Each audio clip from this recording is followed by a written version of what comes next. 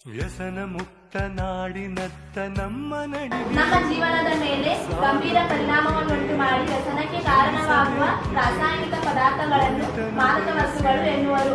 ಅವುಗಳಲ್ಲಿ ಗಾಂಜಾ, ಸಿಗರೇಟ್, ಮದ್ಯಪಾನ, ಧೂಮಪಾನ, ರಾಸಾಯನಿಕ ಗುಳಿಗೆಗಳು ಬರುತ್ತವೆ. ಇವುಗಳು ಮಾದಕ ವಸ್ತುಗಳನ್ನು ತ್ಯಜಿಸಿ ನಿಮ್ಮ ಜೀವನವನ್ನು ಉಳಿಸಿಕೊಳ್ಳಿ. ಮಾದಕ ವಸ್ತುಗಳೆಂದ್ರೆ ಧೂಮಪಾನ, ಮದ್ಯಪಾನ, ಗುಳಿಗ, ಸಿಗರೇಟ್ ಇವೆಲ್ಲ ನಮ್ಮ ಮಾದಕ ವಸ್ತುಗಳು. ಇವುಗಳನ್ನ ಸೇವಿಸುವುದರಿಂದ ನಮ್ಮ ಆರೋಗ್ಯ ಹಾಳಾಗುತ್ತೆ. ನೀವೆಲ್ಲರೂ ಅಕ್ಷರಸ್ಥರೇ, ನೀವು ಇನ್ನೊಬ್ಬ ಅನಕ್ಷರಸ್ಥರಿಗೆ ಹೇಳ್ರಂದ್ರೆ ಅವ್ರು ಬಿಡುವಂತ ಚಾನ್ಸಸ್ ಇದೆ.